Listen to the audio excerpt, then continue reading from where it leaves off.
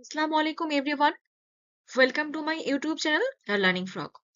আজকে আমরা আলোচনা করব উইলিয়াম ব্লেক রচিত দ্য সং অফ এক্সপিরিয়েন্স কাব্যগ্রন্থের দ্বিতীয় কবিতা দ্য টাইগার নিয়ে। সো চলো শুরু করা যাক।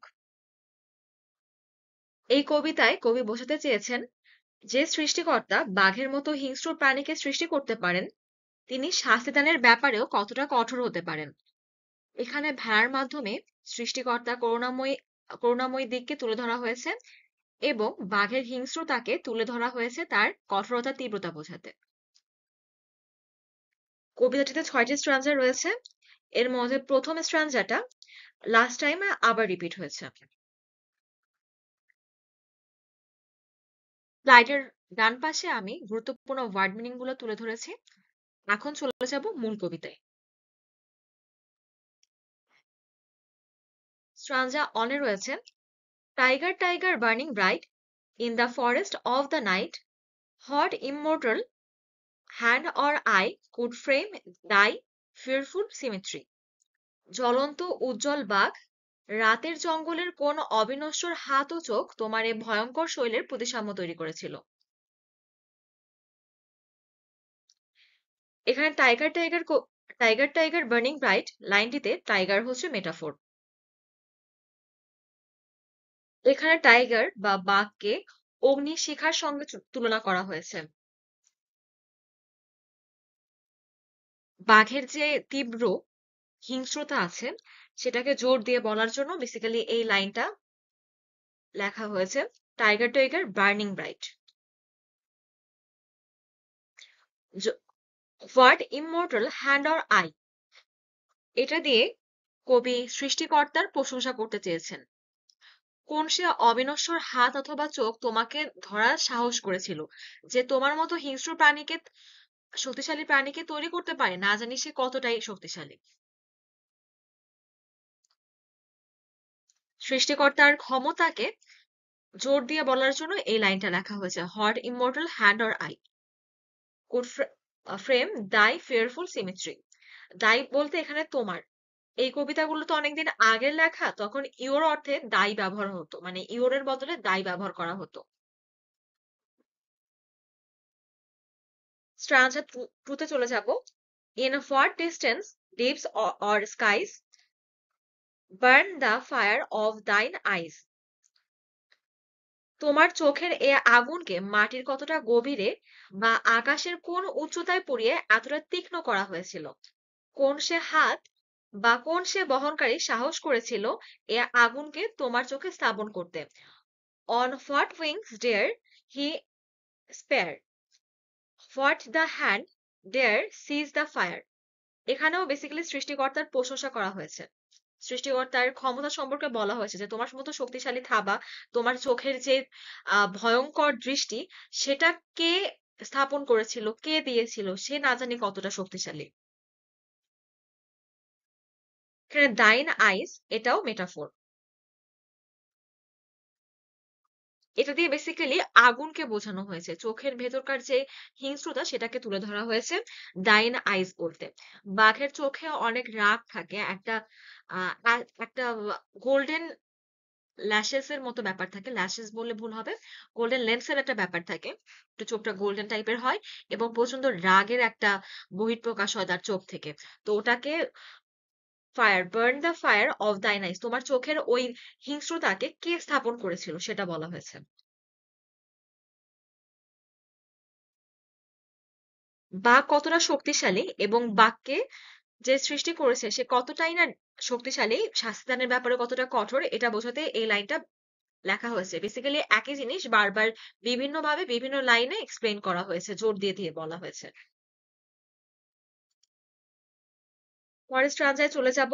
and hot and hot shoulder hot earth could twist the sinews of thy heart, and when thy heart began to beat, hot dread hand and hot dread feet. এবং কোন সে কাঁধ, shoulder মানে কাঁধ, কোন সে কাঁধ ও কোন সে কৌশল, আর্ট বলতে কৌশলকে এখানে বোঝানো হয়েছে, সাহস করেছিল তোমার হৃদয়ের এই পেশিতন্ত্রকে বহন করতে। এবং যখন তোমার স্পন্দন শুরু হয় কোন সে পা সাহস করেছিল তা ধরতে। চলে যাব পরবর্তী স্ট্রানজায়। Stanza 4। Hot the hammer, hot the chain, in hot furnace was thy brain. Hot the anvil, hot did grabs, there its deadly tears claps. Sorry, there its deadly tears claps. কোন সে হাতুড়ি, কোন সে যে তোমার মস্তিষ্ককে আগুনের শিকলে বেঁধে তৈরি করেছিল। এখানে হ্যামার বলতে এমন একটা লোহার টুকরাকে বোঝায়, সরি অ্যানভিল বলতে এমন একটা লোহার টুকরাকে বোঝায় যেটার উপর রেখে স্টিলের জিনিস বা লোহার যে জিনিসগুলো হয় সেগুলোকে পেটানো হয়। হ্যামার হচ্ছে হাতুড়ি। কোন সে লোহার টুকরা যা সাহস করেছিল তোমার এ ভয়ঙ্কর থাবাকে ধরতে। যেই লোহার টুকরাটার উপরে রেখে লোহাকে পেটানো হয় সেটাকে বলা হয় অ্যানভিল। তো কোন সে অ্যানভিল ছিল, কোন সে লোহার টুকরা ছিল যার উপরে রেখে তোমার এই থাবাকে তৈরি করা হয়েছিল। এখানে ফর দ্য অ্যানভিল, ফর ডিড গ্রাফস, এই পুরোটা মেটাফোর যুক্ত একটা লাইন।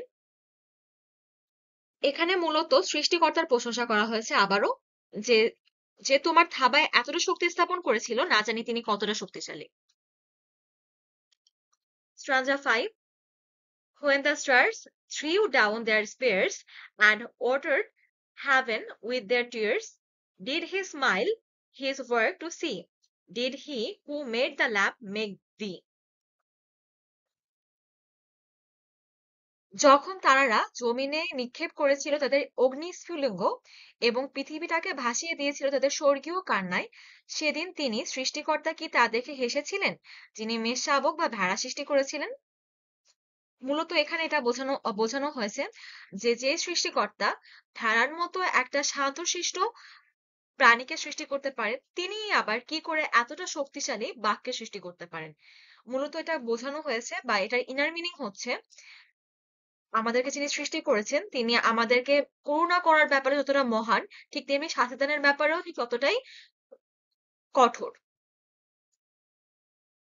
এখানে what the stars threw down their spears, এখানে স্টার্সটা হচ্ছে মেটাফোর। এখানে স্টার্স দ্বারা যোদ্ধাদেরকে বোঝানো হয়েছে। আর এই পুরো লাইনকে অ্যাকচুয়ালি ইউজ করা হয়েছে মহাজগৎটাও যে তার সৃষ্টি এবং মহাজগতের যে বৈচিত্র্য সেটাকে তুলে ধরার জন্য। মহাজাগতিক ব্যাপারটাকেও এখানে আনা হয়েছে এই লাইনটার মাধ্যমে। সৃষ্টি জগৎ মহাজগতের রহস্যের উন্মোচন করা হয়েছে। স্ট্রানজা 6 এ চলে যাব। এটা সেম অ্যাজ প্রথম stanza. Tiger tiger burning bright in the forest of the night, what immortal hand or eye dare frame thy fearful symmetry. জ্বলন্ত উজ্জ্বল বাঘ, রাতের জঙ্গলের কোন অবিনশ্বর হাত ও চোখ তোমার এ ভয়ঙ্কর শৈলের প্রতিসাম্য তৈরি করেছিল। ইন শর্ট বা ইন ব্রিফে বলতে গেলে এই পুরো কবিতা দিয়ে যেটা বোঝানো হয়েছে, সৃষ্টিকর্তা তার বাঙাদের ব্যাপারে যেমন করুণা করার ব্যাপারে যেরকম মহান, ঠিক তেমনি শাস্তিদানের ব্যাপারেও কঠোর। যদি এটার মেটাফোর সলভ করা নিয়ে বলি, কিভাবে ছকটাকে পূরণ করতে হবে, যে ছকটা আমাদের পরীক্ষায় দেওয়া থাকবে। ফার্স্টের কলামে the line of the poem, ওখানে আমরা যে মেটাফোর গুলোকে আইডেন্টিফাই করেছি লাল কালি দিয়ে বোল্ড করে দেওয়া আছে। ওই মেটাফোর যুক্ত যে লাইনটা আছে পুরো লাইনটাকে লিখতে হবে। পুরো লাইনটা হলুদ কালার দিয়ে হাইলাইট করা আছে। যেমন টাইগার টাইগার বার্নিং ব্রাইট, এই লাইনে দ্য টাইগার হচ্ছে মেটাফোর। কম্পেয়ারিং পার্সন বা থিং এর নিচে দ্য টাইগার লিখে ফেলতে হবে। ফার্স্টে লাইনটা লিখলাম যে লাইনের অন্তর্ভুক্ত মেটাফোর, তারপরে মেটাফোরটাকে লিখলাম। এরপরে মেটাফোর বা কম্পেয়ার টু, মেটাফোরটাকে কিসের সাথে তুলনা করা হয়েছে। এখানে টাইগার বা বাঘকে অগ্নিশিখার সঙ্গে তুলনা করা হয়েছে, a frame. Reason to use the metaphors, কেন মেটাফোরটাকে ব্যবহার করা হয়েছে। To emphasize the fierce beauty and intensify of the tiger, বাঘের যে শক্তি বা বাঘের যে হিংস্রতা সেটার যে সৌন্দর্য সেটাকে জোর দিয়ে বলার জন্য এবং তীব্রতা দেখানোর জন্য, বাঘের শক্তি যে তীব্রতা সেটাকে বোঝানোর জন্য এই লাইনটা ব্যবহার করা হয়েছে, tiger tiger burning bright. Fierce beauty বলতে কঠোর কঠোর সৌন্দর্য, কঠোরতার মধ্যে যে সৌন্দর্য আছে সেটাকে বোঝানো হয়েছে এই লাইনে। What immortal hand or eye. এখানে what immortal hand or eye অর্থাৎ কোন সে অবিনশ্বর হাত এবং চোখ বলতে সৃষ্টিকর্তার হাত বা চোখকে বোঝানো হয়েছে। God like figure to highlight the power and mystery of the creator of the tiger. বাঘের সৃষ্টিকর্তার সৃষ্টির রহস্য এবং ক্ষমতাকে তুলে ধরার জন্য, হাইলাইট করার জন্য এই লাইনটা ব্যবহার করেছেন কবি। Burn the fire of thine eyes. কে তোমার চোখে ওই আগুনটা স্থাপন করেছিল? তোমার চোখের এই রাগটাকে কে স্থাপন করেছিল? কে এত রাগ দিয়েছিল তোমার চোখে? এই লাইনে টাইগার্স আইসটা মেটাফোর। এখানে টাইগার্স আইস বলতে আগুন বোঝানো হয়েছে। আগুন বলতে এখানে নর্মাল আগুন না, এটা রাগের আগুন। রাগ হলে যে চোখে যে আগুন জ্বলে, যে হিংস্রতা, সেটাকে বোঝানো হয়েছে। Two suggest the passion and the potential of danger. বাঘের যে হিংস্রতা এবং যে অন্তর্নিহিত শক্তি, সেটাকে তুলে ধরার জন্য এই লাইনটা ব্যবহার করা হয়েছে, চোখের ভেতরের রাগটাকে তুলে ধরার জন্য। হট দ্য অ্যানভিল হট দিড গ্রাফস। কোন সে লোহার টুকরা যার উপর রেখে তোমার থাবাকে তৈরি করা হয়েছিল। এখানে অ্যানভিল বলতে ক্রিয়েটরস হ্যান্ডকে বোঝানো হয়েছে, সৃষ্টিকর্তার হাতকে। মানে সে কিভাবে তোমার থাবাটা তৈরি করলো, না তোমার এই থাবায় যে এতটা শক্তি দিতে পারে, সে না জানি কতটা শক্তিশালী। এখানে অ্যানভিলটা মেটাফোর, কারণ এখানে অ্যানভিল বলতে বেসিক্যালি ক্রিয়েটরস হ্যান্ড বা সৃষ্টিকর্তার হাতকে বোঝানো হয়েছে। Two represent the strong hold of creativity and dangers involved. মানে কতটা শক্তি এবং কতটা সৃজনশীলতা, কতটা ডেঞ্জার বা বিপদ দিয়ে একটা বাক্যে মহান সৃষ্টিকর্তা সৃষ্টি করেছে, সেটা বোঝাতে এই লাইনটা ব্যবহার করা হয়েছে।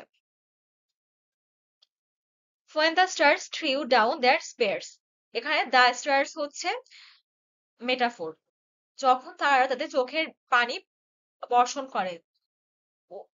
এখানে তারা বলতে ওয়ারিয়র বা যোদ্ধা বোঝাচ্ছে, যারা বাঘ বা সৃষ্টিজগৎ সৃষ্টিতে নিয়োজিত থাকেন। যেমন মুসলিম ধর্ম অনুযায়ী যদি বলি, তাহলে ফেরেশতারা। To institute cosmic and their reactions through creation. Cosmic বলতে মহাজাগতিক বোঝায়, মানে মহাজগতের যে সৃষ্টি রহস্য, সেটাকে উন্মোচন করা হয়েছে ছোট করে এই লাইনের মাধ্যমে। সো আজ এই পর্যন্তই, দেখা হবে পরবর্তী কোনো ভিডিওতে। ধন্যবাদ সবাইকে।